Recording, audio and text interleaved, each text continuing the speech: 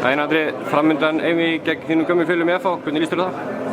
Bara mjög vel, mjög spenntur og hlakka til að takast á þetta. Þeir eru með hrikalega öflugt lið og búin að spila frábærlega eftir áramót FH-garnir og það verður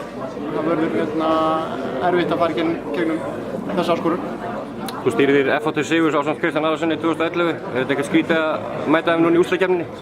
Nei, það er komið 2 ár síðan að ég fór og búinn að spila marga leiki við FH síðan og núna er ég bara í öðru verkefni og ætla bara að reyna að koma sér lengst með afturlendingu þetta árið en eins og ég segi, það verður ekki hlaupið að því. Býstu þið hörku inn með ekki sett?